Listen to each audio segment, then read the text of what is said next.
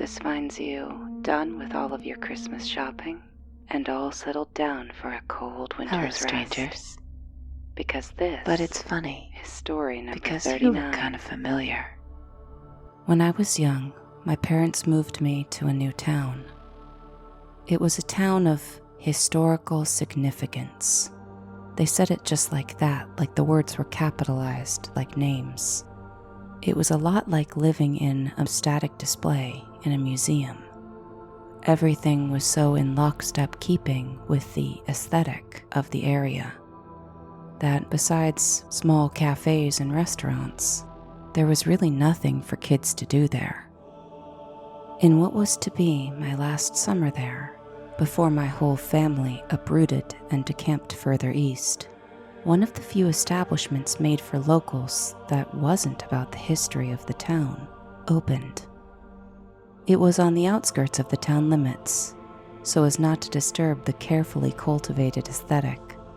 A big fun park, providing go-karts, a video game arcade, and most excitingly, a VR parlor for virtual reality games. The advertisements appeared on local radio and in the local penny saver newspaper, where I saw them on my delivery route. I guess it also made the rounds on city council televised meetings, chamber of commerce dispatches, and the local newspaper's website. My school was abuzz. Something for us to do. Praise for the owner was common, both from the excited kids and from their beleaguered parents. The poor adults finally had a way to get their teens out of the house that summer. And the fun park was just as cool as advertised.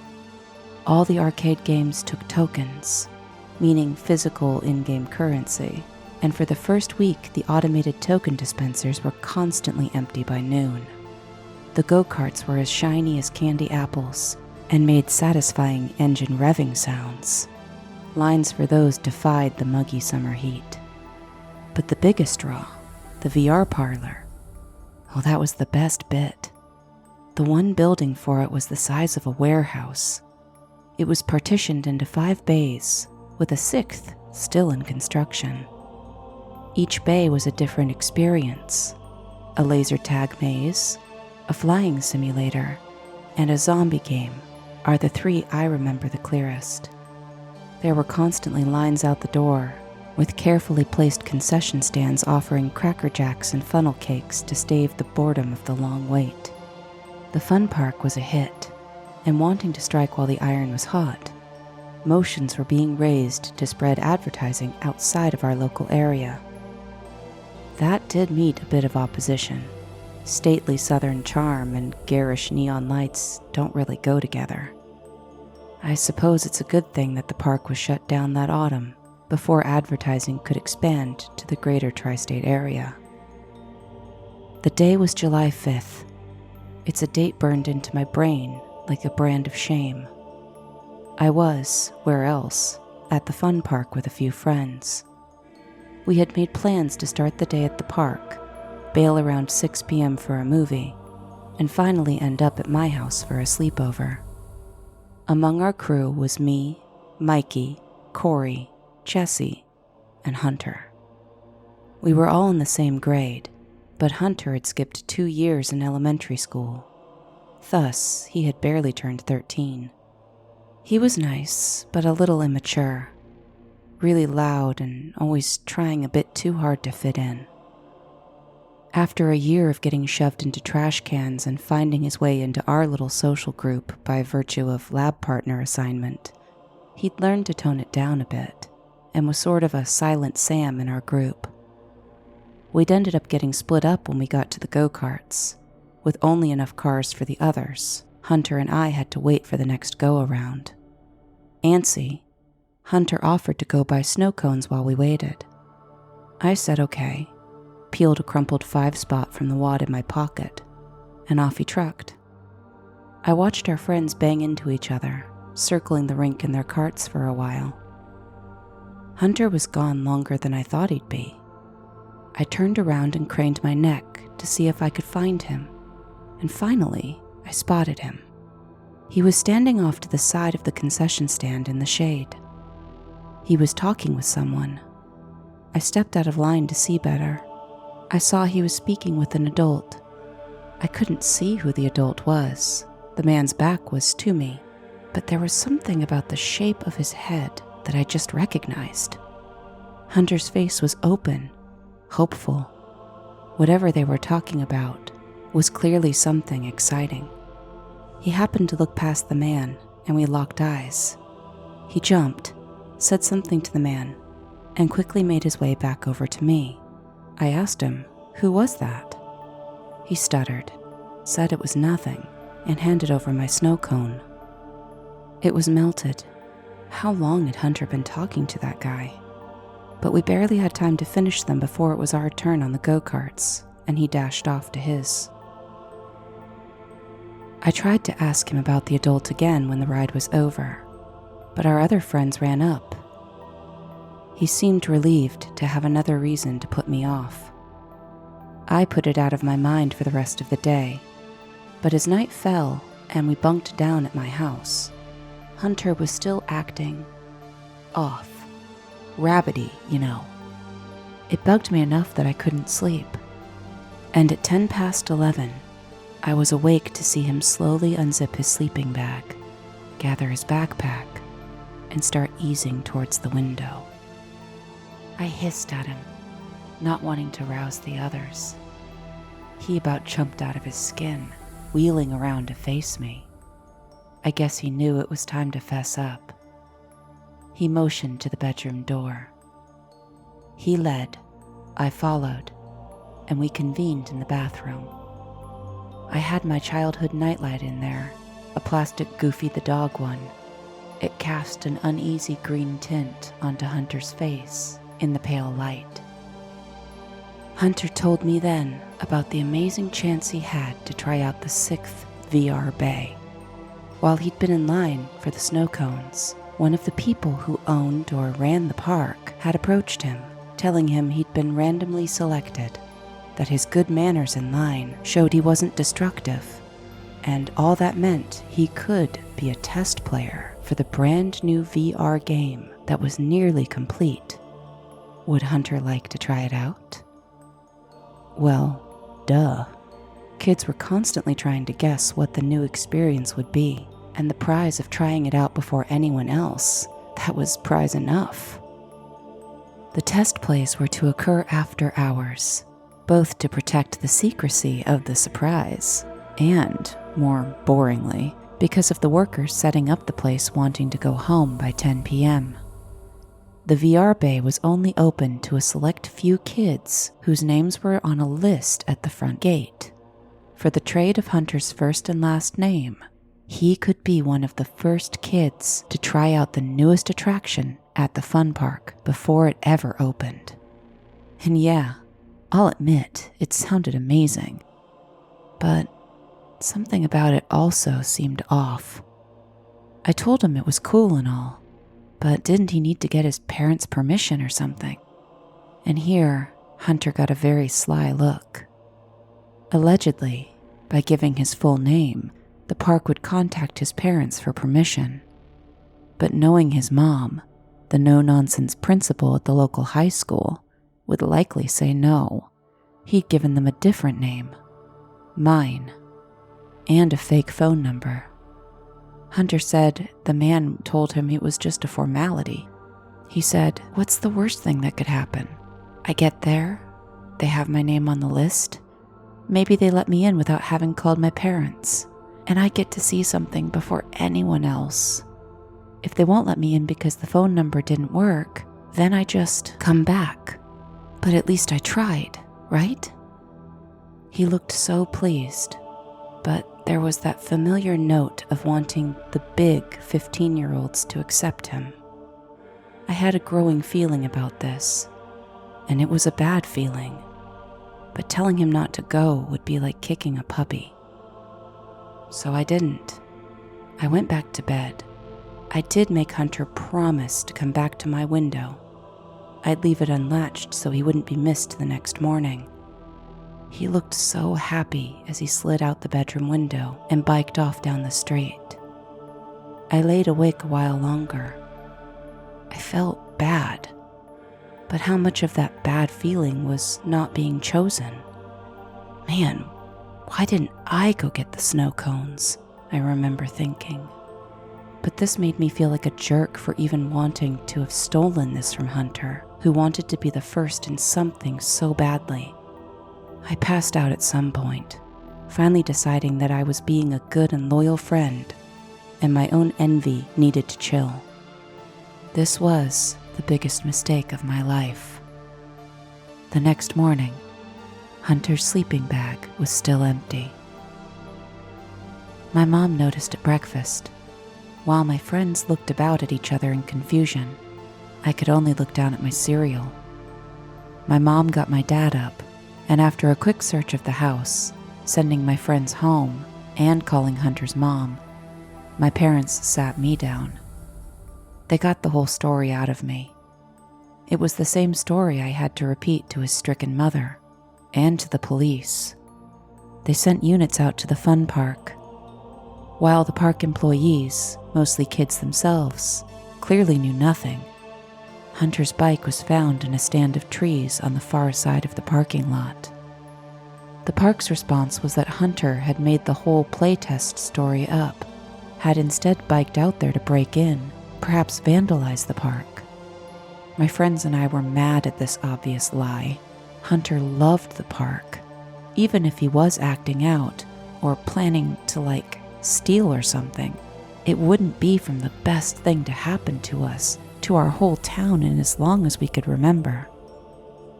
Despite their objections, the park was closed 2 days later, local government moving at a speed slow even for them. Kids were understandably pissed. I heard a lot of angry things about it. Surprisingly, some leveled at Hunter, the missing kid, but news was slow to come out. And that felt really weird too. For the first time in my life, I found myself hooking the copy of the local newspaper off the kitchen table and scanning it for news about Hunter. It was a small town, and as anyone who's ever lived in a small town knows, everyone is into everyone's business, and word travels fast. But aside from the occasional short little excerpt or update, the paper was printing nothing. The normally opinionated letters to the editor didn't include anything about Hunter, just petty gripes about the color of the streetlights or someone's dog barking into the uncivilized hours of night. I couldn't believe it. A kid, my friend, was missing. That's what they thought was the most important thing to write about? To print? I brought it up at dinner, begging my parents for any news they'd heard, or heck, for them to agree that it seemed like the cops, the press, everybody was covering it up. Yet, my parents shut me down hard whenever I'd ask them if they'd heard anything. It was clear that speaking about Hunter was breaking some kind of rule, and I was upset to find that this rule was in place even at our kitchen table. Still, you can forbid people from talking about things openly, but people will find a way. A lot of the rest of this I heard from my parents discussing it late at night when they thought I was asleep. The VR parlor was searched, but it was a dead end. Mostly construction materials, 2x4s and stuff. There was no complete VR experience to be playtested. Point in favor of the fun park not having anything to do with Hunter's disappearance. But at some point, one of the cops thought to ask for the lost and found, and within it, Hunter's bright orange JanSport backpack, empty but with his childish block lettering labeling it as his, was found. Point for Hunter's story. A week passed, then 2. Fearing the worst, cadaver dogs were sent out. They were confused by the park, so many competing smells and some of them indeed belonging to Hunter. But Hunter had been as frequent a visitor to the park as he could manage, so that meant nothing. Point Fun Park. Another week, and the police finally expanded the search, starting at the stand of trees where Hunter's bike had been found.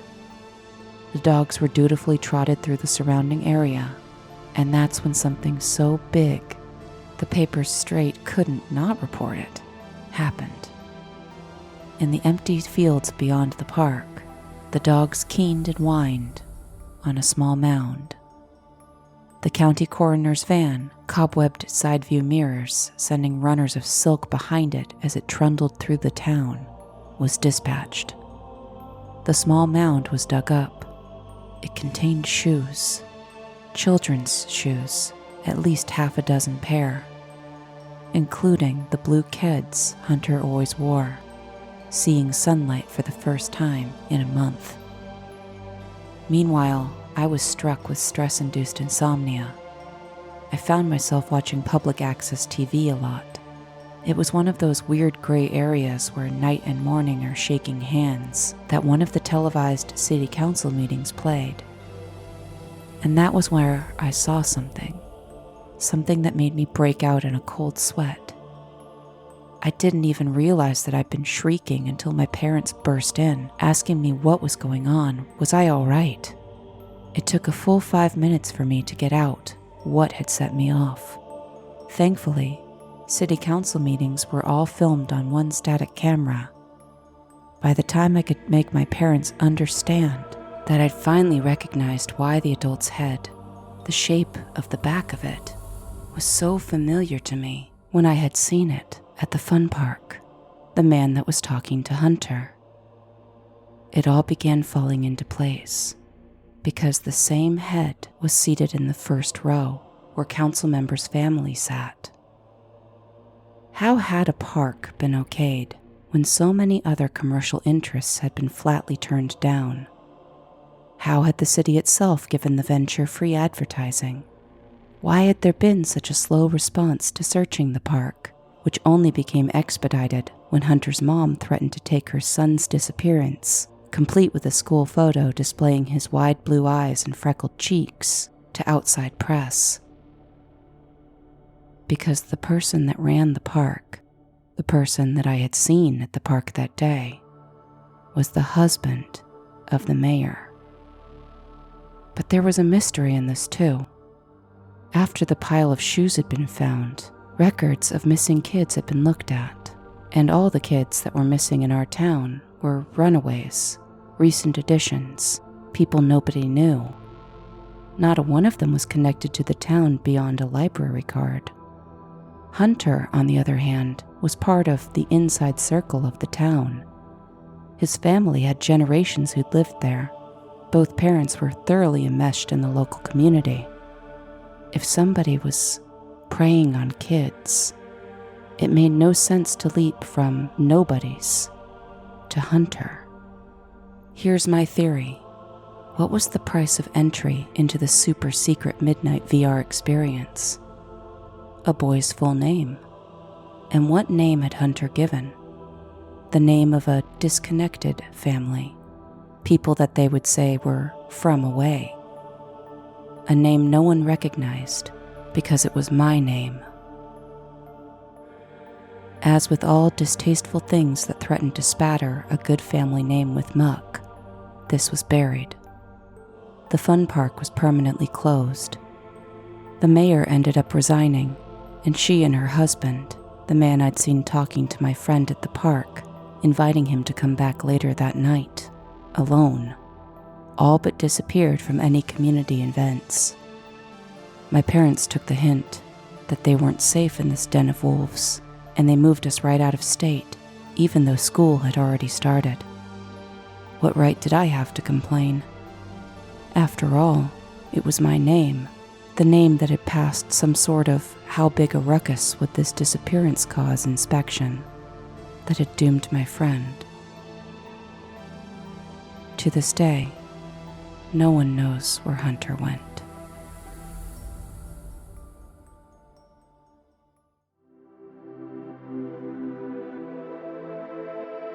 Big cities, they say, have big problems. Rats, crime, that almost claustrophobic sense of so many people packed into one small space. Yet, when you ask me where I feel the least safe, the most observed, my money's on small towns. They give me the creeps. And for the intent of this story and this channel, here's hoping they do that for you, too.